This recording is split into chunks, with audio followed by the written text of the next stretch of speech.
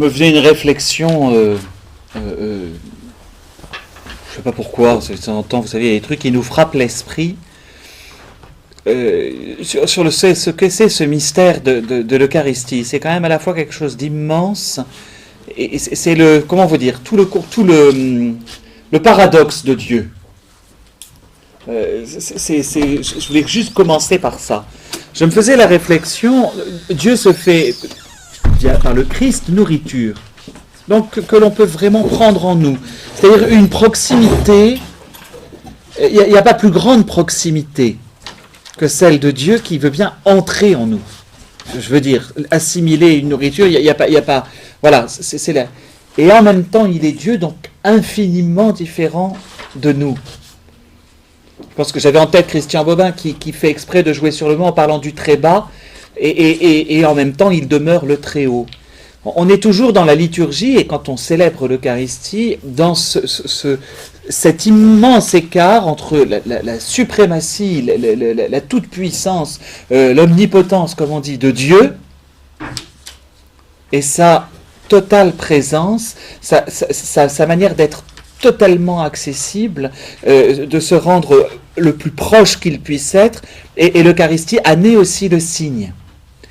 Et je pensais aux formes de liturgie que l'on peut avoir. À la fois, on va avoir des liturgies qui peuvent être parfois grandioses. Je me souviens d'une Eucharistie en question, une messe à laquelle j'assistais, c'était, selon l'ancien missel, j'ai jamais senti Dieu aussi loin de moi. Mais à l'inverse, j'ai souvenir enfant d'Eucharistie qui ressemblait à des pique-niques fraternels, j'ai jamais aussi moins senti la présence de Dieu. Et donc, on est toujours, et nous finalement en tant que prêtres, ou quand on est en train de vivre la liturgie, à la fois en train de respecter cette toute-puissance de Dieu, et en même temps, cette infinie miséricorde de Dieu qui va jusqu'à se donner lui-même, donc ça veut dire cette bassesse de Dieu. Vous voyez ? Et toute liturgie va être de cette manière-là. À vrai dire, c'est la même chose quand on essaye de méditer sur Notre-Dame. À la fois, elle nous paraît complètement en dehors de ce qui est accessible, par ses vertus, par tous ses mérites, et c'est vrai. Et en même temps, elle est dans l'Évangile, dans une simplicité sans nom. Elle ne cherche pas justement à se... Elle le dit très bien dans le Magnificat, cette grande différence. Magnificat, je pense, résume l'acte de l'Eucharistie, à la fois voilà, Dieu qui se penche sur nous, et en même temps, ça reste le puissant.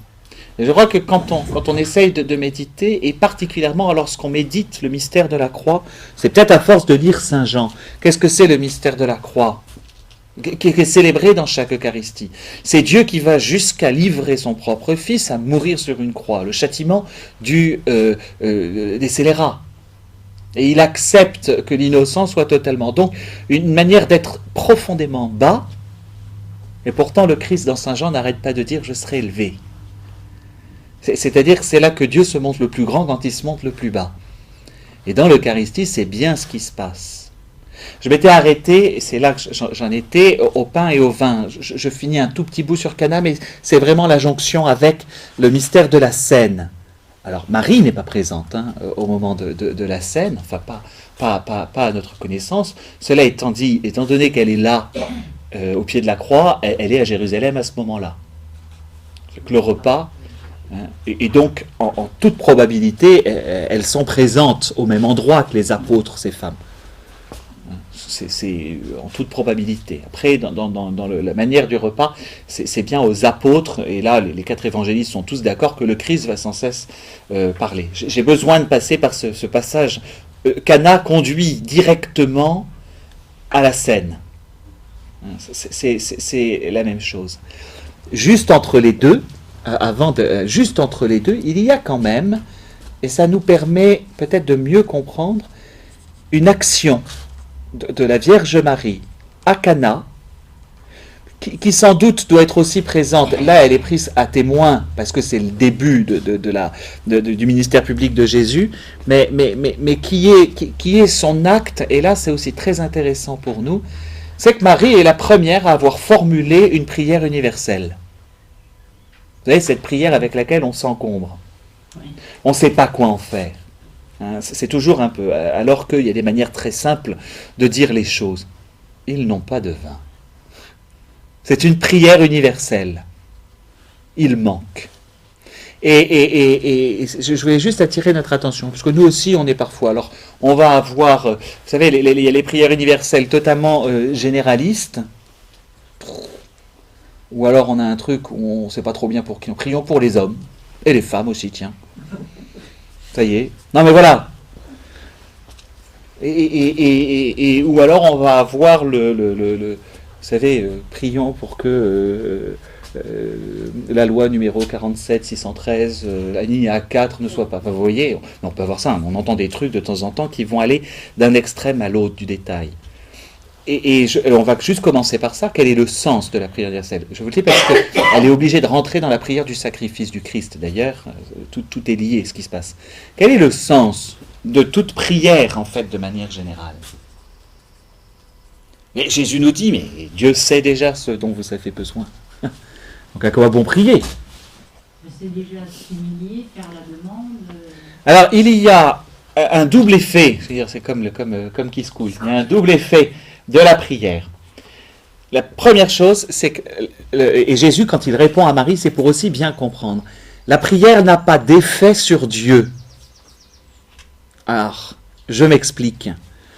Dans les religions traditionnelles, on sacrifie pour amadouer le Dieu. La prière n'a jamais ce but-là. Elle ne peut pas. Dieu nous aime déjà. Dieu ne demande que ça. Donc, elle ne vient pas faire fondre, entre guillemets, le cœur de Dieu, et je vais m'en occuper quand même. Vous comprenez? Même si, dans toute supplication, on va avoir cette impression-là. Hein? Dieu veut toujours notre bien, et Dieu sait toujours quel est notre bien. Donc, la prière n'a jamais pour but d'amadouer Dieu. Et d'ailleurs, Jésus va lui répondre, « Femme, que me veux-tu » Comme s'il était à l'extérieur de cette prière qu'elle est en train de lui porter. Cela étant dit, il l'exauce. Parce qu'elle a la certitude aussi d'être exaucée, Marie. Et c'est là qu'elle nous apprend beaucoup sur ce que c'est que la prière. C'est-à-dire que nos demandes vis-à-vis de Dieu, elles passent toujours par... Alors, en disant ça à son fils, c'est des kilomètres de sous-entendu, elle passe toujours par la reconnaissance qu'il peut le faire, c'est-à-dire de sa toute-puissance, de son... Si elle dit « ils n'ont pas de vin », sous-entendu « mon chéri, ils n'ont pas de vin, est-ce que tu peux faire quelque chose ?» Vous voyez, elle est consciente que son fils a la capacité, a évidemment cette capacité de faire. Donc dans la prière, le point de départ de la prière, c'est cette assurance, cette confiance en la puissance de Dieu. Et si vous lisez les psaumes, tous les psaumes commencent par ça. On va rappeler à Dieu, et il le sait, mais le psalmiste le fait, on va rappeler à Dieu tout ce qu'il a fait. Souviens-toi, tu as fait ça, tu as fait traverser la mer Rouge, car éternel est ton amour, etc. Et hop, on glisse la demande. Entre deux louanges. Méthode très humaine. Mais elle commence par ça, c'est-à-dire que la prière a d'abord pour but, non pas de nous exaucer, mais de rendre gloire à Dieu. Vous voyez la grande nuance. Et quand on se place comme ça dans notre prière, alors on peut se mettre dans une juste disposition, parce qu'elle a ce deuxième effet, ce que je vous disais, premier effet, rendre gloire à Dieu. Deuxième effet de la prière, c'est qu'elle vient creuser en nous le désir de Dieu. Prenez la Lectio Divina, c'est plus mon mode de prière, mais vous prenez la prière de type ignatien, on va retrouver, ou la prière carmélitaine, on va retrouver la même chose. La mise en présence de Dieu est le point de départ, c'est-à-dire mettez-vous en présence de Dieu, c'est reconnaissez que sa gloire et sa puissance sont là, qu'il est là. On commence toujours comme ça, toute prière. Et ensuite, le principe de la Lectio Divina, je prends celle-là, hein, c'est un principe, on n'est pas dans la demande, justement. C'est une prière qui n'est jamais, qui peut se finir par une demande, où tout à coup on se rend compte d'un manque réel. Vous prenez un épisode quelconque, le principe, on prend un épisode de l'Évangile, et par sa méditation et la contemplation, au bout d'un moment, on éprouve un manque. La prière thérésienne, elle est exactement comme ça aussi. Elle l'exprime par le désir, par ces paroles du XVIe siècle. La prière ignatienne, elle est exactement là aussi. C'est Dieu qui va... On éprouve un manque où Dieu va par son esprit, nous aider à l'écouter. Vous comprenez?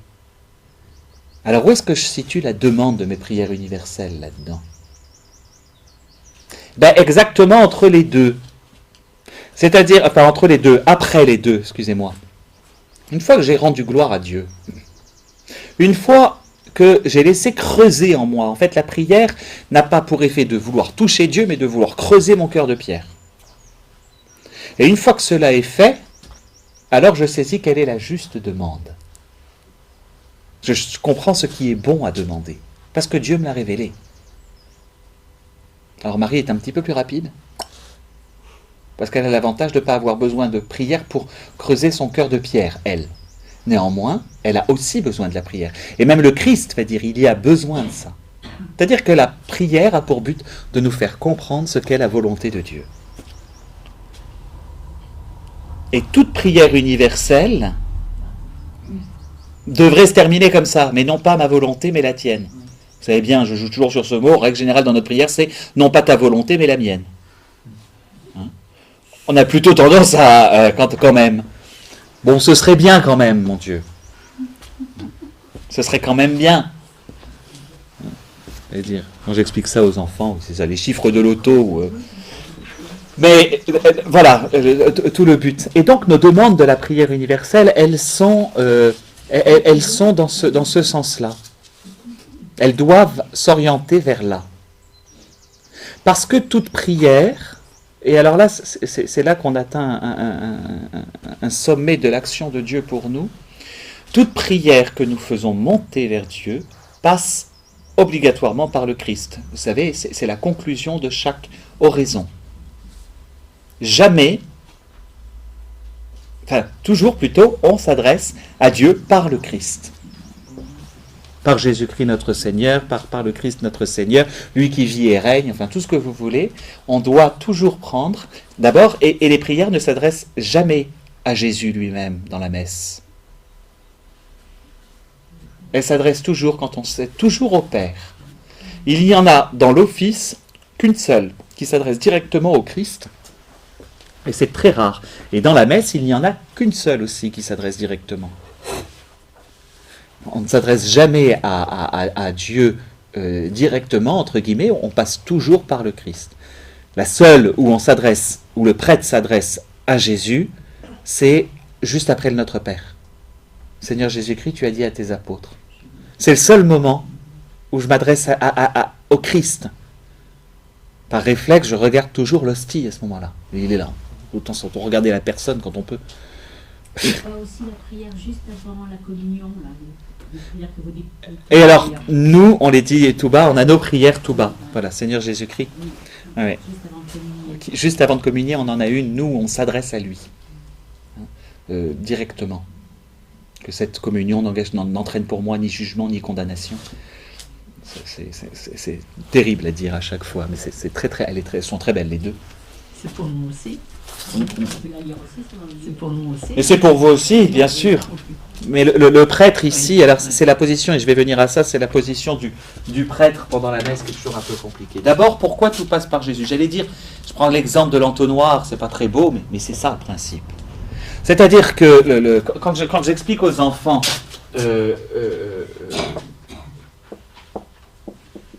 la Trinité avec sa vie, alors je le fais souvent, je le fais comme ça. Alors, les enfants, ils comprennent. Vous allez me dire si vous comprenez. Donc, il va créer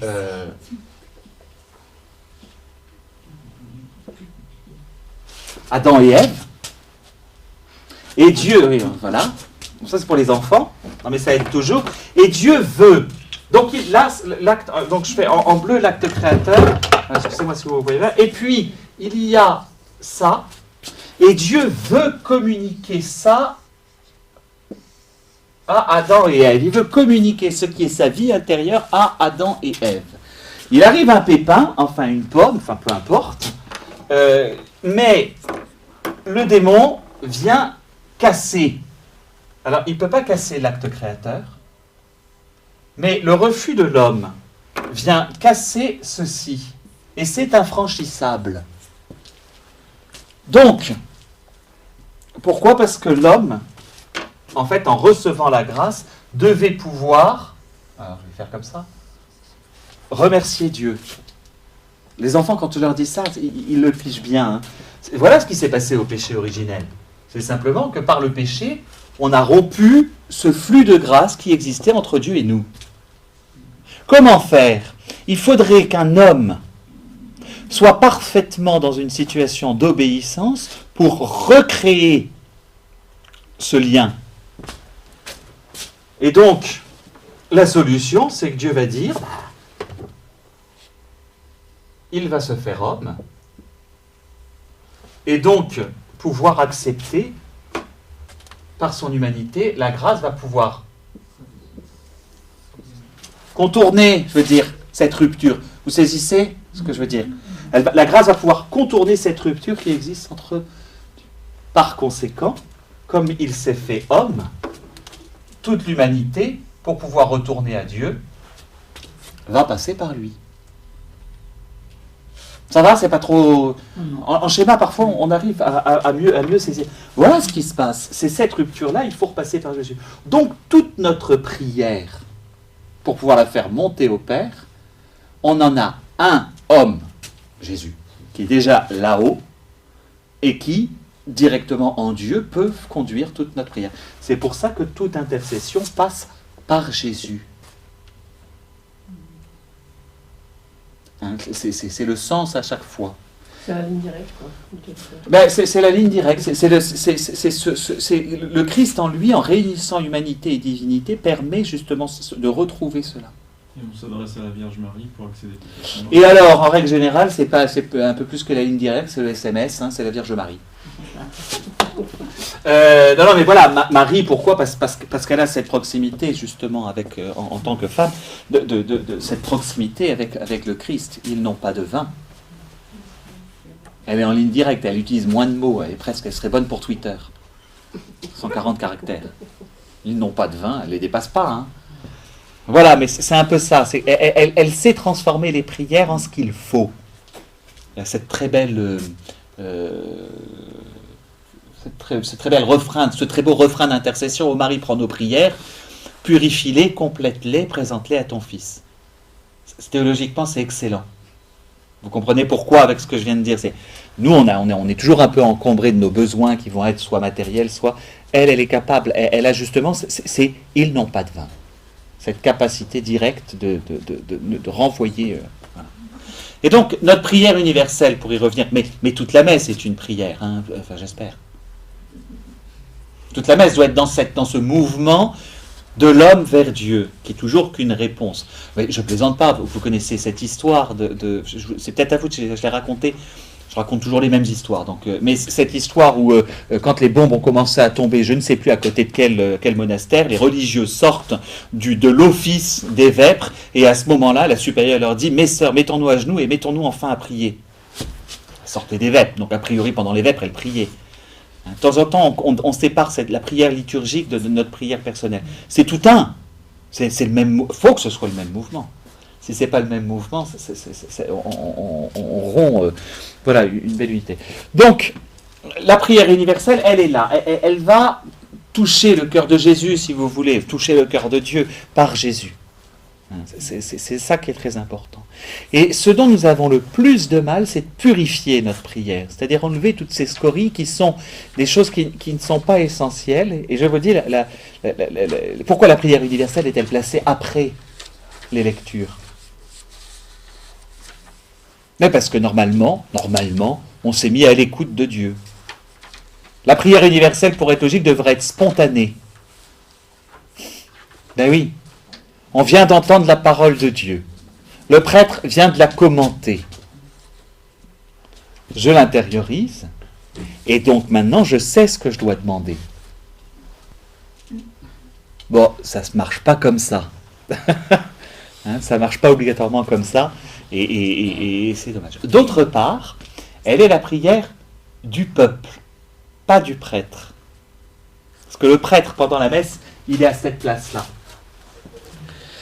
Normalement, c'est le diacre qui devrait la dire. C'est le diacre qui devrait la dire. Pourquoi ? Parce que le diacre est celui qui fait le plus le pont entre le peuple rassemblé et le prêtre. D'ailleurs, il livre la parole de Dieu à l'Évangile et il devrait la rendre à Dieu au moment de la prière universelle. Dans les liturgies orientales, c'est les diacres qui chantent. Alors c'est des litanies en règle générale. Mais dans les liturgies orientales, ce sont les diacres qui vont chanter ces passages-là. Et c'est logique, vous comprenez pourquoi. Il a livré dans un sens, il prend la réponse et il la donne. Il se retrouve en messager entre l'assemblée dont il va rassembler les intentions et ça. Bon, c'est toujours un peu compliqué de l'expliquer parce que c'est pas une histoire de qui va lire ou quoi que ce soit. Mais si on le fait bien comprendre, et théoriquement, on ne devrait pas être tourné dans le même sens. C'est-à-dire que, alors après c'est une histoire, mais il s'adresse à l'évangile, il adresse l'évangile à l'assemblée, et ça, il y a des paroisses qui font ça, où la prière universelle n'est pas lue en hauteur, elle ne devrait pas être lue à l'ambon. C'est pas la parole de Dieu, et il y a des assemblées qui font ça, je trouve ça très beau, c'est ingérable ici, les gens restent dans l'assemblée, et c'est un micro qui descend. Et ça, c'est très très bon aussi. C'est pour montrer que ça vient de l'assemblée. Il y a eu un va et il y a un retour. On a écouté. On verra le micro. Mais c'est un beau. Ah oui, voilà. Ah non, mais le problème, c'est que c'est ingérable, le micro dans l'assemblée. C'est toujours un peu compliqué. Et que les gens ne comprennent pas d'où ça vient. Mais il faudrait que toute l'assemblée comprenne que c'est elle en entier qui est en train de porter une prière. Or, très souvent, pendant la prière universelle, on prépare ce qu'on donne à la quête. Et ce que pensent les prêtres, c'est jamais assez en plus. Alors voilà. La Ok. prière universelle ou vêpres, par exemple. Et alors, les prières d'intercession. Alors attention qu'aux offices tels que les laudes et les vêpres, il y a deux prières qui sont très différentes. Aux laudes, comme son nom l'indique, ça doit être une prière de louange. Nous te louons pour. Justement, on glorifie Dieu. Aux laudes, toujours. De leur nom, laudé, c'est louer. Donc, donc les prières d'intercession, ce ne sont pas des prières d'intercession, ce sont toujours des prières de louange. Nous te rendons grâce pour, et puis on va demander quand même, accompagne-nous tout ce jour. Enfin, en règle générale, elle doit être tournée comme ça. En revanche, les vêpres rentrent dans l'idée des prières litaniques, toujours, donc identiques que la prière universelle. Mais d'ailleurs, pour n'importe quel sacrement, on va toujours avoir ces prières litaniques, c'était le principe, qu'on va conclure, comme aux vêpres, par le Notre Père. La prière des prières. C'est ce sens-là. Aux vêpres, ce sont vraiment des intercessions. Parce qu'attention aussi, alors je ne veux pas vous faire tout un cours sur l'ensemble de la prière, mais dans la prière, je peux avoir la prière de louange, où je reste complètement, la prière d'adoration. La prière de louange, je m'exprime. La prière d'adoration, je ne m'exprime plus. Je me tiens et je contemple. La prière de demande, enfin, on a vraiment des nuances immenses dans la prière. On prend souvent, moi je me souviens de ça quand j'étais gamin et on nous avait appris, il y a toujours ces lettres ardor. Adoration, A. Remerciement, R. D, demande, O, offrande, et puis, il m'en manque un, résolution, voilà, où on prend aussi une décision. C'est un mnémotechnique pour les ardor, A-R-D-O-R. Et c'est bien de savoir où je me situe. Autour au départ, R, D, O. Donc, vous avez, en fait, je vais l'écrire parce que ce sera plus facile. Oui, ce serait mieux. Adoration. Remerciement, ça c'est important. Celle-ci, c'est celle qu'on oublie en règle générale. On commence par le D, demande, on zappe largement le haut d'offrande.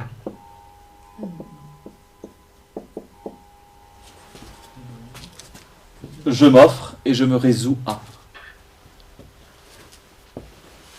Moi qui donnais ça comme trame pour l'action de grâce après la communion. Oui, mais voilà. Alors il y a des tas. Moi, quand les enfants, on essaie de leur apprendre à prier, j'aime bien utiliser parce que ardor, ça y retiennent. C'est un mot, voilà. Ça leur dit quelque chose et puis et ça fonctionne bien. On a un bon résumé et ça nous permet. On sait très bien que de temps en temps, parfois, toujours, jamais. Et encore moins que jamais. Une fois que j'ai prié, est-ce que je me dis, voilà, Seigneur, la décision que je prends pour ma vie. Voilà ce que je vais faire. Vous voyez ? La prière doit d'abord transformer le même. Donc voilà ce que je voulais dire au sujet de la prière universelle. En fait, le Seigneur, c'est exactement où on en est, puisque lui est toujours avec nous. Oui. C'est exactement ce dont on a besoin. On ne devrait jamais avoir besoin de demander, c'est simplement lui offrir, en fait. Mais oui, mais ça. En même temps, il sait que, comme des enfants, nous avons besoin de demander. Et il aime que l'on demande. Mais pour tout le monde, c'est pas toujours facile de passer à la demande. Il y en a qui ne savent pas plus demander. Ah, il y en a, alors, Beaucoup quand de gens qui savent des pas demander. personnes ne savent plus demander, c'est là que la prière, ce qu'on appelle, c'est le moment où la demande a disparu, c'est là le goût de la prière va disparaître totalement. Ce qu'on appelle l'acédie, qui est une maladie spirituelle compliquée à guérir. Ah oui. Parce qu'on ne sait plus demander. Et donc la prière, ce qui est le pivot le plus humain, évidemment, que Dieu, c'est quand même un pivot la demande pour nous. Voilà, m'adresser à Dieu, je lui demande. Nos besoins, voilà, c'est à l'enfant. Mais à partir du moment où ça a disparu, la prière perd de son... Sauf si la prière est passée totalement, alors c'est très variable, mais quand ça a disparu, parfois c'est parce que la prière est totalement en adoration et remerciement, alors à ce moment-là, il n'y a plus besoin. Mais là, on est en train de toucher la sainteté, c'est-à-dire qu'on a les ailes et l'auréole qui nous attendent. Hein, et il n'y a pas où il y a droit au grand monde. On peut avoir des petits moments comme ça. Ah, mais c'est bien. Mais je crois qu'à ces moments-là, on touche la véritable contemplation. La prière de contemplation, elle est là. Hein. Mais c'est aussi le sens de toutes les intentions qui sont confiées au monastère. Exactement, Voilà. ici. Voilà. Exactement. Les gens confient plein d'intentions, Beaucoup. de demandes en fait. Et ils ont besoin. On met un cahier d'intentions, c'est énorme. Hein. Partout. Oui. On en a rajouté un à Jean-Paul II, on en a encore plus. Oui. Oui. On en mettrait un devant chaque hôtel, je pense qu'il serait chacun plein. Mais c'est bon, c'est-à-dire qu'on exprime, c'est l'avantage de la demande, c'est pour ça que Dieu veut... Alors quand ça a disparu, c'est que la demande nous place quand même dans on a besoin de Dieu. Elle nous place quand même toujours dans une humilité. D'enfant aussi. Et elle devient vite, elle peut être du côté de l'enfant, donc de l'esprit d'enfance, j'entends. C'est ça. Voilà, il faut que j'avance. Mais je trouvais important. Donc, nos prières universelles, telles qu'on essaye de les formuler, et ça n'est pas toujours évident, parce que des événements, poser un événement, j'apprécie quand elles sont articulées à partir d'un bout de la parole. J'aime beaucoup quand c'est écrit comme ça. On relit un morceau de la parole qu'on a entendu et on fait la demande en fonction, parce qu'en règle générale, c'est ça. Il y a le système des litanies. Les litanies, c'est ni plus ni moins ça. Hein. Toutes celles que vous voulez. Litanie des saints, litanie de la... D'ailleurs, la litanie des saints, le jour d'une ordination, ou même le jour d'un baptême, est directement suivie de ses propres intentions. Alors, elles sont déjà écrites, ça c'est des formulaires. Alors, on peut rentrer dans... Voilà, il y a 1000 manières, mais toujours avoir cette idée-là. Ensuite, elles sont articulées quand même selon un certain nombre. On prie toujours, normalement, pour l'Église, pour le monde au sens que ce soit la réalité sociale, ça peut être politique, sociale, etc. Pour les pauvres, je dis pauvres de manière globale, ceux qui souffrent, etc. Pour les défunts. Vraiment, c'est des choses importantes. Parce que, là vous pouvez, je finis là-dessus, parce que sinon, il y a une prière de demande qui, en revanche, nous incombe et que nous avons à effectuer souvent, toujours, c'est la prière pour les défunts. C'est celle qui est sans doute la plus importante. C'est notre solidarité avec ceux qui sont passés au-delà de cette vie et qui ne sont peut-être pas encore dans la vie de Dieu.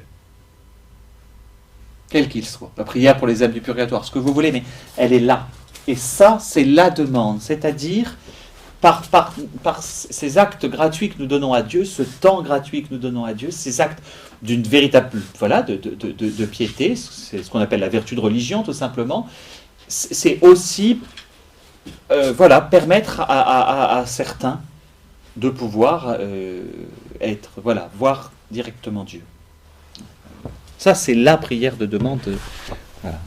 Et sinon, c'est de l'ordre. Alors, l'autre chose intéressante, là, et ça permet de faire vraiment le lien avec la scène. Je vous disais, pendant la messe, c'est le lien entre Cana et le lien entre le Christ le fait, dans Saint Jean, parce que c'est le lavement des pieds et la scène. Ce sont ces fameux serviteurs. Faites tout ce qu'il vous dira.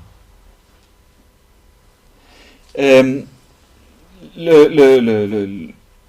Christ, par je ne sais quel... quand on y pense, avec l'homélie que je vous ai fait ce soir, c'est quand même pas mal, l'histoire de Judas. Le Christ, par je ne sais quel... Est-ce que c'est la faiblesse de Dieu ou ne veut pas passer autrement que par des hommes, des médias, la relation immédiate. Et donc, il institue ses serviteurs, que sont les prêtres. Le sacerdoce se retrouve déjà là. À Cana, il y est déjà, à travers ses serviteurs. Ce qui est intéressant, c'est que ce sont des esclaves, en fait, de l'époque.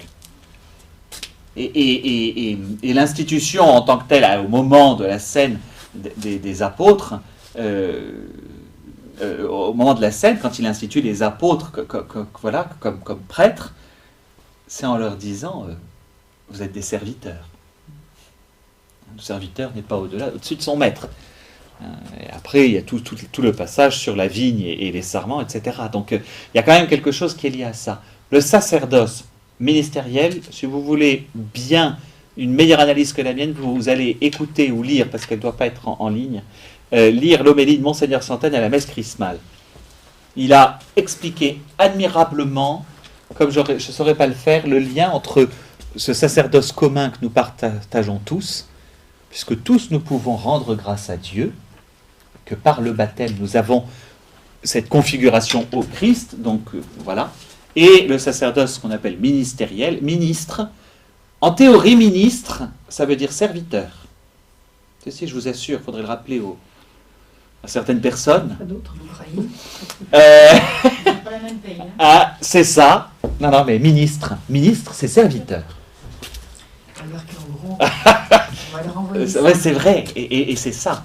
Donc quand on parle de sacerdoce ministériel, nous sommes orientés, les prêtres sont orientés à servir le peuple de Dieu. À faire le double service en fait, servir Dieu en servant son peuple. Il ne faut pas l'oublier, c'est cette fonction-là de l'ordre, ordonné pour justement. Alors ensuite, selon un mode particulier, qui va être le 3 modes.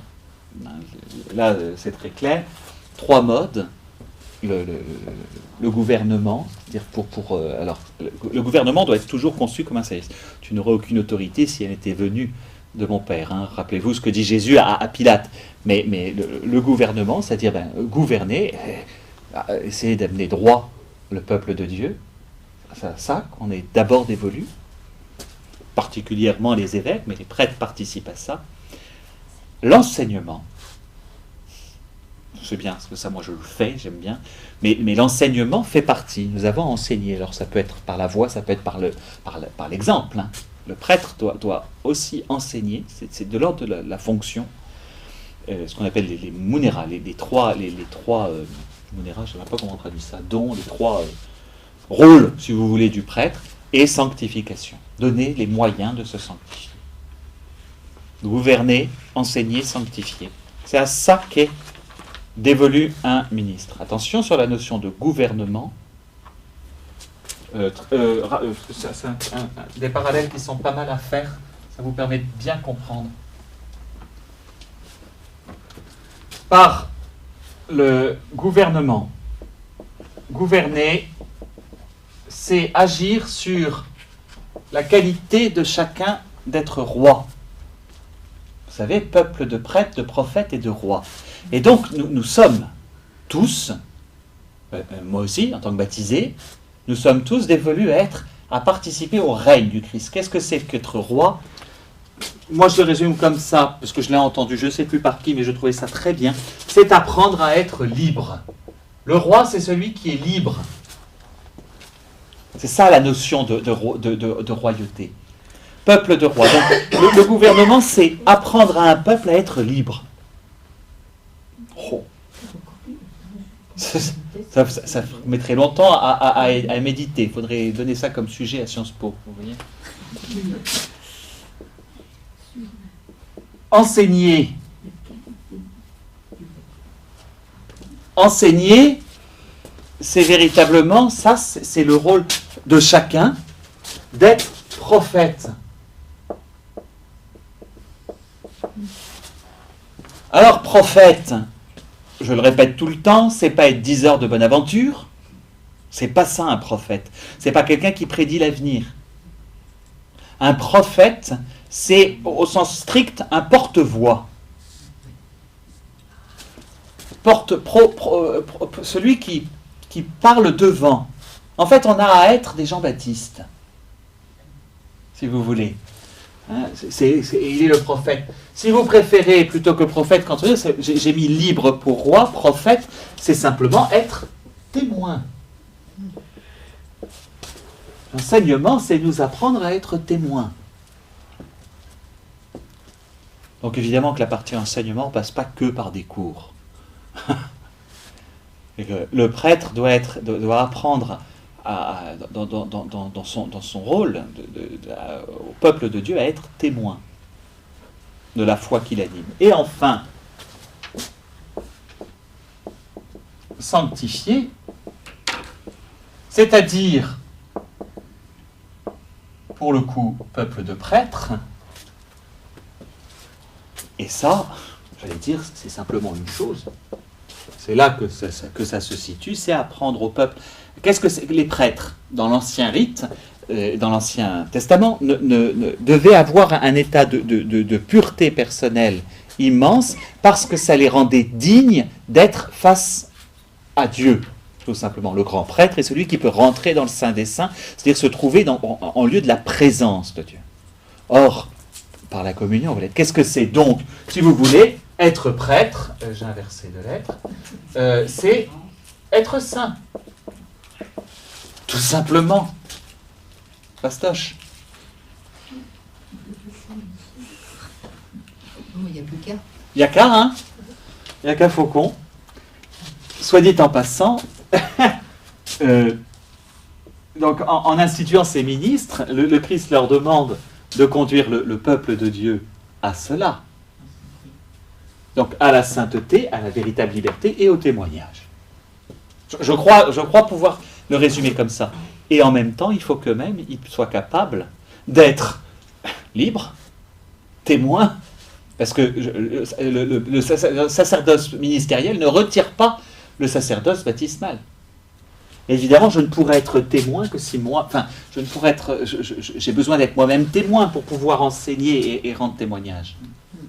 Si mon existence va à l'encontre de ce que je dis, ce sera évidemment le contre-témoignage. Si, en tant que gouvernant, excusez-moi, je prends le mot parce que c'est pour nous c'est un peu plombé, si dans ma manière de gouverner j'emprisonne les autres, je quitte moi-même ce qui est le rôle, et moi-même je m'emprisonne par le goût du pouvoir. Vous voyez ce que je veux dire? C'est toujours le problème. Le goût du pouvoir emprisonne la personne, plus qu'il ne la rend libre, puisqu'elle ne peut plus s'en passer. C'est le problème de toute personne qui veut avoir autorité et qui ne comprend pas l'autorité qu'elle a dans les mains. Parce que tu n'aurais aucune autorité si elle ne te venait de mon Père. Mais enfin, je veux dire par là, je sanctifie, c'est par les sacrements, essentiellement.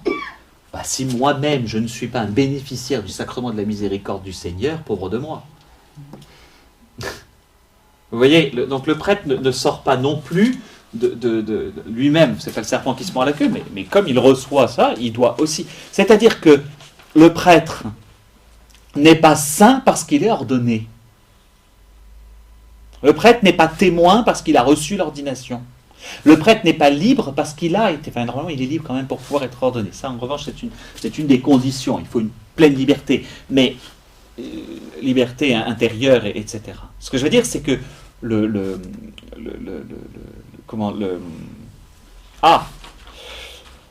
vais prendre la sainteté un peu pour résumer, qui va résumer l'ensemble. La sainteté, on ne l'a pas dans l'eau au moment de l'ordination. On a aussi à la conquérir. Tu conquéris. Voilà, c'est pas.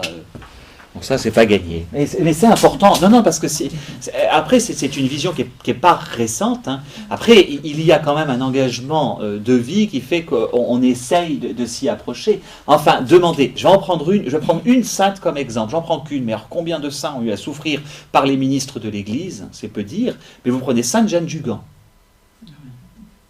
Eh ben, son confesseur et celui qui était censé l'aider, hein, c'est le bonhomme qui est pauvre prêtre, hein, après pour lui souvent. Et en même temps, là, je prends un deuxième quand même exemple, parce que c'est un homme, là pour le coup, que j'admire énormément, qui est l'abbé Guérin. L'abbé Guérin est celui qui a fondé la paroisse de Pontmain, avant l'apparition. C'est un saint homme. Et il a amené un peuple à véritablement être chrétien, et il a conduit les enfants voyants à être plus saints que lui, parce que plus dignes de voir. Vous voyez? C'est là que c'est intéressant. Il est ministre. Alors il a tout de suite compris, parce que je crois que la sainteté de l'abbé Guérin est quand même importante, mais il a tout de suite compris que la Vierge, parce que toute la manifestation de ce qui se passe dans le ciel de Pontmain rappelle les aménagements qu'il avait fait dans l'église quand même, hein, quand vous lisez. Donc quand on connaît un peu l'histoire, je ne peux pas rentrer dans le détail. Donc la Vierge Marie, en apparaissant, lui disant « Tu as bien fait, mais ce n'est pas à toi que je vais apparaître, c'est à d'autres. » Ça ne l'a pas rendu plus digne de voir. C'est ça qui est intéressant. En tout cas pour le sacerdoce. Nous, on est au service. Et donc, c'est pour ça qu'on attribue toujours la remarque de Marie. Faites tout ce qu'il vous dira. Quand, en tant que prêtre, on se met à méditer ça, voilà. Parce que je ne suis pas sûr de faire toujours tout ce qu'il nous dit. Et c'est bien le problème. C'est ça. Et surtout, ça ne nous met pas en opposition avec le laïcat. Vous voyez ce que je veux dire? C'est tous ensemble, tout simplement. À nous, il nous a été demandé ce service, et que ce service, on aura à en rendre des comptes. Autres. Mais il ne nous est pas interdit, et c'est un euphémisme, de mettre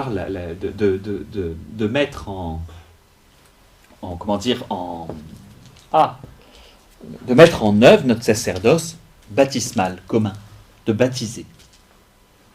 Là-dessus, c'est l'avantage, les prêtres ont toujours en face d'eux, enfin tout pour le clergé diocésain, mais ça vaut ce que j'appelle le poula al graté de l'Église, qui est la vie religieuse.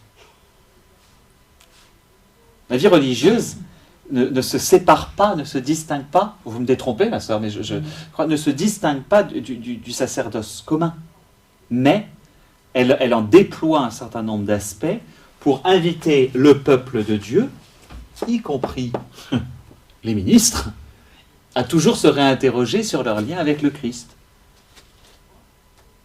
Saint Dominique, le Christ qui prêche, que ce soit, alors ça va être, Saint François d'Assise nous rappelait le Christ pauvre et ayant souci. Alors après Sainte Jeanne d'Ugan, le Christ ayant souci des plus pauvres et des malades. Enfin, vous voyez, et de rappeler que c'est un peu, enfin c'est le but, je pense, de la vie religieuse. Elle vient déployer les charismes du sacerdoce commun.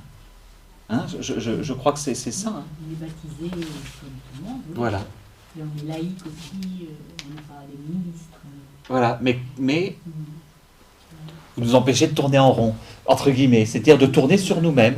La vie religieuse donne un regard, mais c'est très important. C'est ça le génie de l'Église et de ce que le Christ a fondé. On n'est pas laïque. Si on est des laïcs aussi. Bah, on est Si. des gens consacrés quand même. Laïcs consacrés aussi. Laïque, mais par là, Ouais. oui, ils sont du côté. Ça dépend. Qu'est-ce que vous entendez là? Ça, c'est intéressant. D'accord. Là, si vous voulez, je mets plutôt sacerdoce, donc de ministre, ministériel, et sacerdoce commun, si vous préférez. C'est le problème du mot laïque. La vie religieuse, elle est là. Elle est du côté du sacerdoce commun. C'est-à-dire que la vie religieuse, elle est je vous dis, pour les deux. Laïque non consacré et prêtre. Elle est un lien en fait, pratiquement. Oui, Il peut être un lien. oui, oui. Elle a toujours été. C'est-à-dire à partir du moment où disparaît le martyr, il faut des témoins. L'Église en a besoin. Et donc les témoins, je vous rappelle, je ne les ai pas mis de ce côté-là. Les témoins, je les ai mis de ce côté-là. Et donc ces témoins vont ceux qui vont choisir Dieu seul. C'est l'inspiration de saint Antoine. Et donc ces témoins qui choisissent Dieu seul se situent du côté. Alors saint Antoine va être prêtre, mais parce que rapidement, il va y avoir c'est des personnes qui vont l'entourer, qui ne seront pas prêtres. Dans les communautés bénédictines, au départ, on ordonne un ou deux, parce qu'on a besoin de célébrer la messe. Mais on n'a pas besoin qu'ils soient prêtres. L'usage est venu de plus en plus tard de se dire on ordonne tout le monde. Vous voyez? Ça, c'est très important. Parce que la vie religieuse vient nous faire justement ce lien. Et nous rappeler, nous prêtres, qu'on a notre sacerdoce commun à soigner aussi. C'est On va une dire ça façon comme de ça. vivre le baptême. Enfin, c'est- Oui, de déployer le baptême. Par un chemin différent, mais c'est le baptême en fait. Mm. C'est peut-être que aussi, de la manière dont je comprends, pourquoi il y a des communautés qui émergent au fur et à mesure des besoins. En fait. Au fur et à mesure des uns qui émergent, qui disparaissent, il y a un cycle en fonction des besoins d'un temps. Elles correspondent à l'histoire en plus. C'est tac. C'est vraiment, ça c'est flagrant. Le 19e, c'est cette époque où il y a besoin d'éduquer et de soigner. Très clairement, la floraison en France particulièrement, le nombre de congrégations. Chaque diocèse en a une, voire deux, qui vont naître. Et des inspirations profondes. Ça risque de revenir, hein, parce que Tout le temps, ça va revenir. ça reviendra. Il y en a encore. La vie religieuse est nécessaire. Hein. Non, mais je parle pour soigner, pour ça, ça va revenir. Ah, bah oui, Quand oui. on voit comment on se dégrade, c'est- Exactement. Donc, voilà, si vous voulez penser prêtre, bah, vous pensez serviteur d'abord, ministre. C'est-à-dire que nous sommes vos serviteurs. Et d'ailleurs, comment le pape s'intitule-t-il lui-même, depuis Saint Grégoire le Grand, serviteur des serviteurs de Dieu.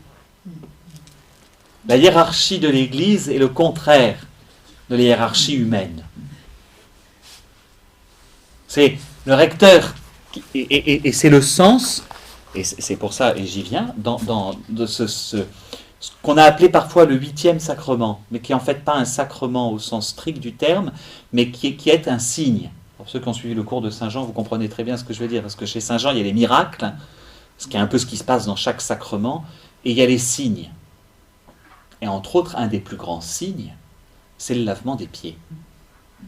C'est-à-dire que la geste que pose Jésus, pour le coup c'est un féminin, les attitudes qu'il pose à ce moment-là signifient profondément quelque chose.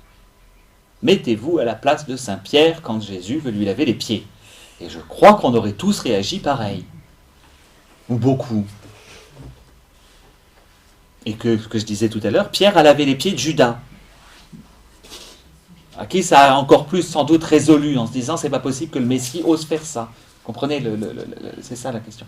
Et donc, cette geste du lavement des pieds, cette attitude de Jésus, c'est véritablement, c'est pour ça qu'on la reprend le jeudi saint. On la disait comme 8e sacrement, en fait c'est un signe qui vient s'insérer une fois par an dans la messe et qui doit montrer Donc nous, on a pris la décision, ce qu'on a fait l'an dernier, que le lavement des pieds soit le lavement des pieds des servants d'autel. Je trouve que ça limite quand même. Mais ça limite, alors c'est après avec les enfants. Mais voilà, c'était pour aussi montrer, en tout cas avec eux, là on fera, peut-être qu'on ne fera pas toutes les années, c'est que là on fait 2 années, mais d'avoir cette attitude-là, eux ils vont servir, et ben cette fois-ci, et ben ce qui se passe, c'est intéressant, ce qui se passe aussi chez eux. Mais bon, ce symbole du lavement des pieds rappelle le rôle du prêtre, de service, et pas, voilà, c'est très très important. En tout cas pour le. Et alors, pourquoi est-ce que c'est au féminin geste là? La geste, parce que c'est tout un ensemble. C'est pas qu'un geste. Ah oui, d'accord. On va dire la geste, c'est La tout. gestuelle en fait. Oui, oui. toute la gestuelle. Oui, oui. C'est tout l'ensemble de. Tout à l'heure, vous parliez, enfin je reviens un peu en arrière, vous parliez de l'importance de la prière Oui, et de Pontmain. Mais à Pontmain, la Vierge, c'était écrit, mais priez mes enfants, mon fils se laisse toucher. oui. L'importance de la prière. Oui, alors, je surtout partirai, Ça, évidemment. Vous avez dit. Ah oui, oui, surtout pas. Bah oui, quand on prend Pontmain, là, c'est l'évangile, comment dire, la mise en œuvre. D'ailleurs, l'évangile qui est pris pour la fête de Pontmain, c'est Cana. C'est toujours, elles sont liées aux deux. Pourquoi? Parce qu'il y a cette dimension de service. Donc, le lavement, voilà, pour le lavement des pieds, ça c'était important. En tout cas, le sens du ministre. Oui, dernière chose, parce qu'après je passe trop au mystère pascal et je préfère le voir après. Ce fameux miracle qui a lieu pendant alors Cana en est le prélude, et puis comment dire, Cana en est le prélude, et la scène va en être l'accomplissement. Puis chaque Eucharistie reprend cela. C'est ce fameux miracle de la transsubstantiation. Alors un bon grand gros mot, comme aussi aux enfants, je vais vous dire un gros mot, et je leur dis le mot, bah c'est pas un gros mot, oui mais là tu vas le retenir. Comme je t'ai dit avant que c'était un gros mot. Bon. Je voudrais quand même le prendre parce que...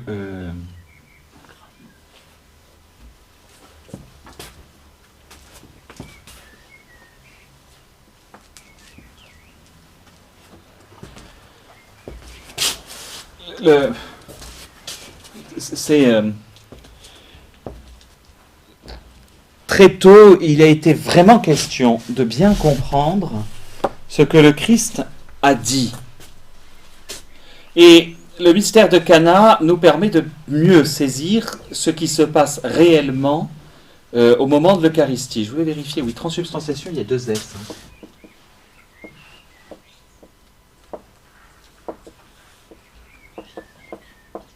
Ça prend plus de place qu'écrire anticonstitutionnellement. Non, mais c'est important parce que je vais utiliser le mot après.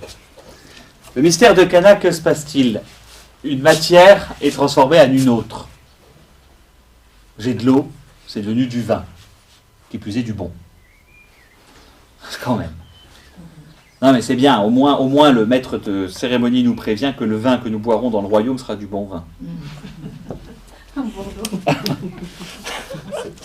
On ne sait pas, justement. Ça sera forcément meilleur que celui-ci. Ouais.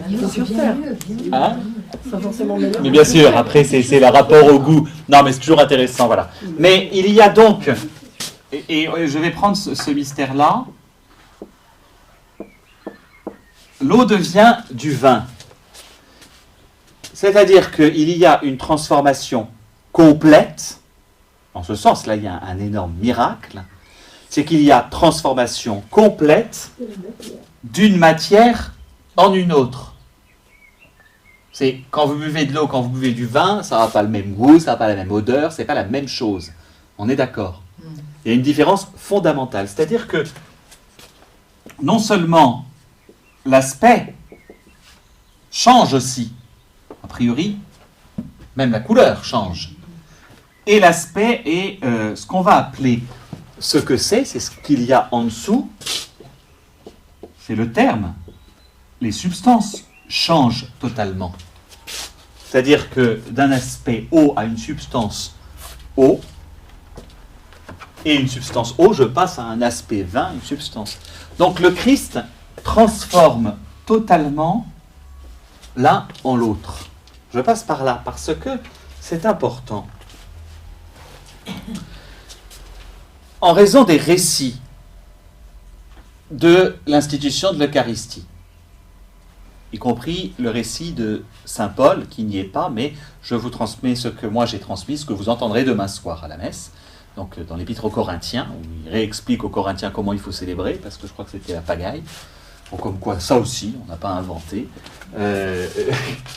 En raison de ce qui est dit aussi dans les récits des évangiles, ce qu'on appelle des synoptiques, on a entendu dans l'évangile de saint Marc au rameau, prenez, ceci est mon corps, en raison de ce qu'il dit, et de ce qu'il dit surtout au chapitre 6 de saint Jean. Jésus, au chapitre 6 de saint Jean, va dire qui mange ma chair et boit mon sang. Il y a quelque chose de clair qui est exprimé là-dedans. D'en faire, d'ailleurs, ça va poser des soucis aux chrétiens, c'est-à-dire que les calomnies qui vont avoir lieu à leur sujet très très tôt, c'est de dire ils vont en cachette manger de la chair humaine. Un cannibalisme, tout simplement. Je veux dire, ce miracle est moindre que le miracle, ce miracle est plus grand que le miracle qui se passe, entre guillemets, à échelle différente, que le miracle qui se passe lors de l'Eucharistie. La transsubstantiation, qu'est-ce que ça signifie?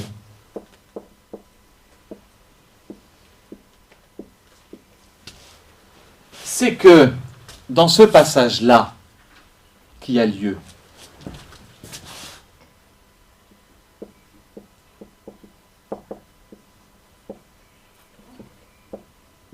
c'est le changement entre l'aspect et la substance. Mon pain, j'allais dire, avant consécration, il a l'aspect du pain, il a la substance du pain. Qu'est-ce qui va être modifié? Uniquement la substance. En revanche, l'aspect du pain va être le même. Comprenez? Je vais bien retrouver là un aspect de pain, mais je ne vais modifier que la substance. Substare, se tenir dessous. Donc il n'y a que la partie substance, en fait. En philosophie, c'est pas compliqué. Quand on doit dire définissez-moi la substance c'est ce que c'est. Qu'est-ce que c'est? Donc, au moment 1, avant consécration, si je demande qu'est-ce que c'est, on va me dire du pain. Au moment 2, après consécration, si je demande qu'est-ce que c'est, on va dire le corps du Christ. Même si l'aspect. Donc, à vrai dire, autant là, Jésus, il change les deux. Et donc, le miracle de l'Eucharistie est moindre, parce que finalement, il ne change qu'un. Même pas. Après, il faut voir le change, c'est-à-dire que là, c'est quand même son corps. Donc c'est un peu plus que du vin. Mais même pendant l'Eucharistie, le vin, c'est du vin au départ. Oui, oui. C'est pas... Et alors, vous appliquez la même chose au vin, c'est-à-dire l'aspect. C'est ça la transsubstantiation, c'est-à-dire qu'il y a un changement, une substitution de substance. Ça, c'est la foi. Et évidemment, comme dans tout miracle, la foi est obligée, on est obligé d'engager notre foi à ce moment-là. Il y a les miracles eucharistiques aussi. Et alors, certains miracles eucharistiques vont permettre, vont aider, mais devant le miracle eucharistique, je serai toujours obligé, mais comme dans tout d'ailleurs, je serai toujours obligé d'engager ma foi. À celui qui croit, nulle explication n'est nécessaire, à celui qui ne croit pas, nulle explication n'est possible. Vous voulez que je recommence? Jésus vous avez parlé de manger les viandes. Alors, déjà, c'est plus facile que de manger de la chair humaine, donc ça c'est déjà sympa de sa part. Rien que pour ça, on devrait rendre grâce. C'est pareil que pour boire du sang, à vrai dire, c'est pas, ça ragoûte personne d'entre nous, et heureusement d'ailleurs. Voilà. Donc d'une part, mais d'autre part, c'est vrai que nous serons toujours coincés par notre foi, parce que j'aurai pas une modification. À l'ancienneau, on voit bien le pain qui est devenu, c'est un morceau de chair. Alors oui, ça vraiment dans les miracles. Et le sang, il y a 5 caillots. Oui. Et qu'on en pèse un ou les 5, ils font le même poids. Même poids, etc. C'est un miracle très particulier, celui-là. Oui. Mais on reste toujours par un miracle. L'incrédule restera incrédule. Oui. S'il ne veut pas croire. C'est vrai. Vous pouvez le convaincre et vous pouvez lui dire quoi que ce soit. Et ensuite, chacun va avoir pas besoin de la même chose. Certains miracles vont parler à certains, vont absolument pas parler à d'autres. Et vous ne pouvez pas imaginer. C'est là la variété. Mais quoi qu'il arrive, au moment où je suis en train de célébrer la messe, il faut d'abord, j'allais dire, que vous croyez que j'ai été ordonné validement, etc. Il faut déjà avoir cette confiance dans le prêtre.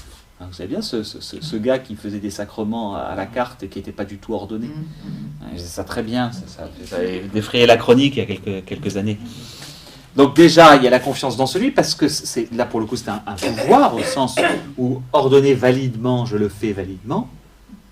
Voilà, j'ai pas pris le sacerdoce par surprise. Voilà. D'une part, il y a cette confiance qu'il faut accorder à un homme qui est en train de le faire, et ensuite, il faut l'acte de foi. C'est le fameux Amen. C'est le fameux Amen que vous posez quand on vous donne la communion. C'est votre acte de foi. Vous dites, il n'y a pas de... Oui, non. Je le rappelle souvent aux enfants. Je dis, vous y croyez, vous y croyez pas. Mais si j'y crois pas, je ne viens pas communier. Ou alors, il ne faut pas répondre Amen. Parce que ça ne veut pas dire. Vous voyez, il est là. Donc, le miracle de Cana, et quand Jésus dit, ceci est mon corps, enfin, moi, mettez-vous à la place des apôtres, excusez-moi. À chaque fois, il faut se mettre à leur place. Nous, un peu éduqués, on commence à avoir, puis ça fait un bout de temps que vous entendez parler de ça aussi, donc ça va. On a toujours connu ça. Mais mettez-vous à la place des apôtres. Qu'est-ce qu'il dit? Vous n'avez pas encore eu l'Esprit Saint. Et ils n'avaient pas encore eu l'Esprit Saint. Vraiment, quand on entre dans les jours saints, j'essaye de mettre dans la peau de ces apôtres qui ne comprennent rien. Il y a eu des entrées triomphales, ils ont vu des miracles, et ils savent quand même que c'est. Et alors arrive ce moment de la dernière scène, où ils sentent sans doute, parce que humainement Jésus doit sinon s'assombrir en tout cas, voilà, se résoudre à rentrer dans sa passion, et en entrant dans sa passion, il leur fait ce repas, et au milieu du repas, il leur fait manger, ceci est mon corps. C'est pas la bénédiction habituelle qu'il nous fait, bon, enfin, voilà. Et ça a dû les frapper, pour que quand même ils le répètent tous, là il y a quelque chose qui les a frappés. Mais... Il y avait déjà un rite comme ça qui se faisait. Ah oui, la coupe qui est donnée, le pain qui est mangé par tous et la coupe qui est mangée par tous, ça c'est un rite qui vient du judaïsme. La seule chose que l'on ne sait pas, c'est quelle est la coupe qu'il a utilisée. Il y a, alors si mes souvenirs sont bons, 5 coupes successives qui sont bues. Et on ne goûte jamais à la dernière. C'est-à-dire c'est celle que l'on boira quand le royaume sera présent. Ce qu'on appelait la coupe d'action de grâce. Il me semble. Là j'ai quelque chose qui n'est pas clair. Je revérifierai quand même pour la prochaine fois. Le nombre de coupes. Mais ce dont je suis sûr, c'est que l'usage était d'avoir plusieurs coupes, que l'on se partageait de cette manière-là. Parce que chez Saint-Luc, si vous lisez, il y a 2 fois la coupe.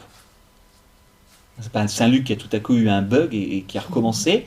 Hein, c'est véritablement qu'il y a eu 2 coupes. Il y a eu une première, alors qu'il y a la coupe de l'Alliance, et celle qui va appeler la coupe de la Nouvelle Alliance, je ne sais plus. C'est là que j'ai un doute.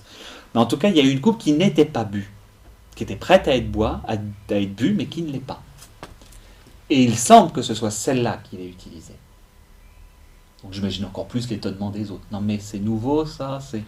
Enfin, il y a un ritualisme très important dans le judaïsme. Et il y a quelque chose de très déconcertant dans ce que le Christ a dit. Donc ne nous effrayons pas, c'est comme je vous dis, même face à un miracle, il y a des gens qui vont toujours être trop déconcertés, où l'acte de foi ne va pas passer. Et qu'on est tous confrontés à notre acte de foi. Et ça, il n'y a que dans la foi. Dernière chose, parce que c'est histoire de continuer avec mes gros mots, c'est un autre passage et qui va me permettre de faire la transition avec... C'est la dernière fois, la prochaine fois. Hein. Normalement encore 2. J'en ai 2, parfait. Ah oui, c'est celle-là que j'ai décalée. Donc j'ai une autre fois en mois d'avril, juste après les vacances, c'est ça? Le dernier, ça doit être le 31, le 30 avril. C'est ça doit être le 30 avril, la veille du 1er mai, j'en ai un. Oui, non, mais c'est le 30. 29. Ah non, 29, oui, le mercredi, le jeudi 30. 29. Ok, parfait. Parfait. Ah oui, non, mais ça m'aide. Bon, juste une dernière chose, parce que c'est un geste que vous nous voyez faire et qui est lié à cela. Juste, et puis je repartirai de ça. Attendez, je vérifie l'orthographe, parce que c'est pareil, c'est quand c'est des mots comme ça. Pourquoi transsubstantiation, il y a des T partout, alors que la substance se, il y a un C. Ah, c'est à cause du sciation. Vous savez que selon les églises, on va avoir les protestants sont très différents aussi par rapport à ça. Transsubstantiation, le corps reste le corps, devient le corps, et le reste, catholique et orthodoxe, quelles que soient les marques, j'allais dire, hein, les rites, catholiques ou orthodoxes, ça c'est la foi. Le corps du Christ est présent et le demeure. Une fois que c'est changé, c'est irréversible.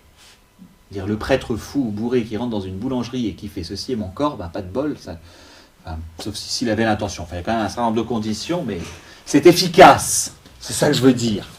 Non, mais c'est l'expression saint Thomas qui prend l'exemple. Alors, il explique bien la condition. Le prêtre qui devient fou et qui a l'impression de célébrer la messe, qui est dans une boulangerie, intentionnellement il veut consacrer, eh bien pas de bol, tout est consacré. Et là, il demeure. Enfin, c'est un truc, c'est lié à notre... Alors c'est de la folie, parce que le prêtre qui serait ivre ne pourrait pas. Parce qu'il n'aurait plus l'intention. Il Ensuite, ne faut pas avoir un minimum de vêtements sur soi. Comme ça, habillé comme ça, vous pouvez le faire. Ah bon, même si... à d'urgence, Pendant la guerre et je tout, peux tout faire.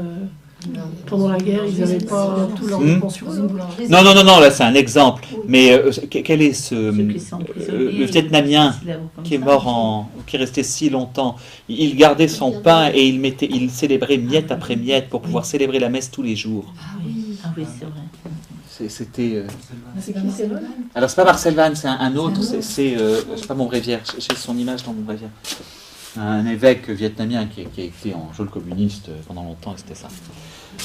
Donc ça, pour catholiques et orthodoxes, il n'y a pas de souci. Chez les protestants, c'est variable.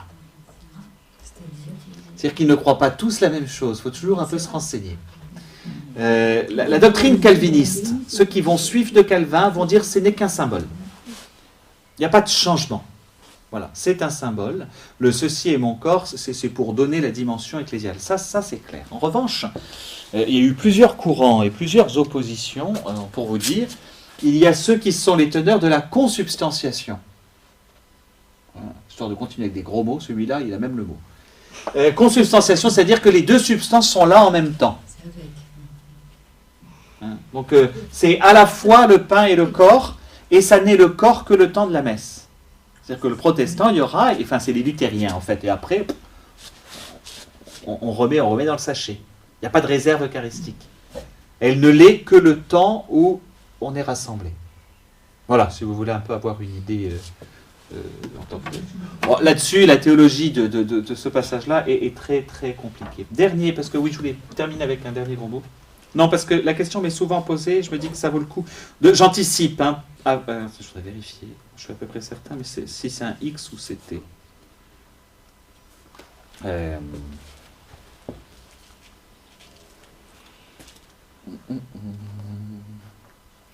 Excusez-moi.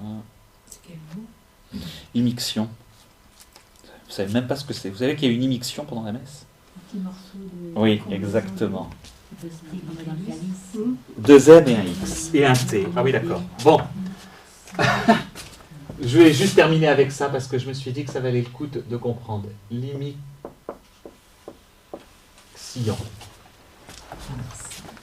Voilà, heureusement que je vérifie parce que... C'est sûr. XT. Ce soir. On peut dire aussi la commixion. Mais là, ça fait plutôt science-fiction comique, quoi. Un gars qui a... Voilà. L'immixion, c'est un geste qui est très très important. J'anticipe. Vous savez que au moment, elle a plusieurs sens et je les reprendrai tous la prochaine fois. Au moment où il a justement, pendant l'agneau de Dieu, pendant ce qu'on appelle le chant de la fraction, hein, c'est ça le sens, c'est-à-dire qu'au moment où le pain est rompu en deux, on symbolise clairement la mort du Christ, hein, brisé. Mais aussitôt, nous enlevons une parcelle que nous mettons dans le calice pour signifier ce qui va se passer au matin de Pâques. C'est-à-dire qu'autant il est mort, au même moment, je montre qu'il est mort et que son corps et son âme, comme le corps et le sang sont rassemblés, se sont retrouvés. Ce geste-là, dans le même geste, on a la mort et la résurrection. On n'a jamais de geste sans les deux. C'est une des raisons pour laquelle je ne peux pas célébrer la messe le vendredi saint. Ah bah forcément. Forcément. Ni le samedi saint. Parce que je ne peux pas réunir les deux. Je peux communier parce que la réserve eucharistique demeure, qu'on ne peut pas retirer que c'est le corps du Seigneur, mais voilà, c'est une des raisons. Je me disais que c'était important parce que quand vous voyez faire ce geste, vous célébrez à la fois la mort en un seul. Et quand on chante Agneau de Dieu, on dit trois choses, enfin deux fois, normalement on doit dire deux choses. Agneau de Dieu qui enlève le péché du monde, prends pitié de nous, et la deuxième chose, donne-nous la paix. C'est-à-dire qu'on devrait dire autant de fois que le geste va durer, Agneau de Dieu qui prend pitié de nous. Et une fois que le prêtre a terminé, déposé les hosties, etc., on devrait dire donne-nous la paix. C'est pas 3 fois, ça peut être 12. Si besoin, et s'il y a une grande concélébration, on fait durer.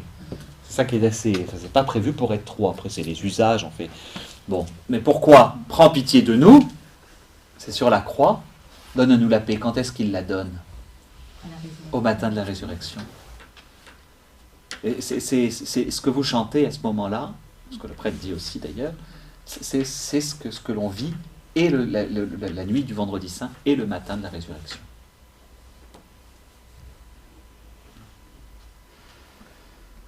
Qui plus est, c'est tous les gestes que le prêtre n'arrête pas de dire sont dans ce sens-là. Consécration corporelle.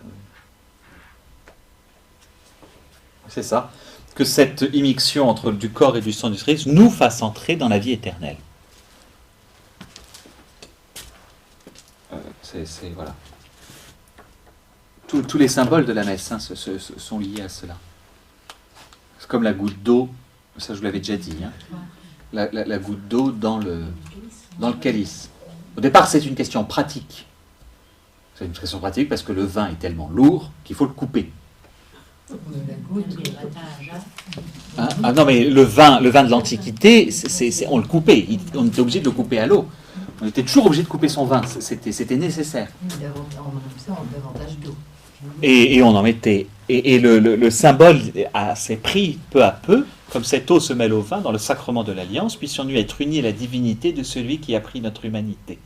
Voilà ce que nous disons. C'est simplement que, comme une goutte d'eau dans du vin, donc grosso modo là, elle ne va rien changer, ni au goût du vin, ni quoi que ce soit, mais comme cette goutte d'eau dans le vin, pourvu que notre humanité soit complètement plongée dans la divinité du Christ.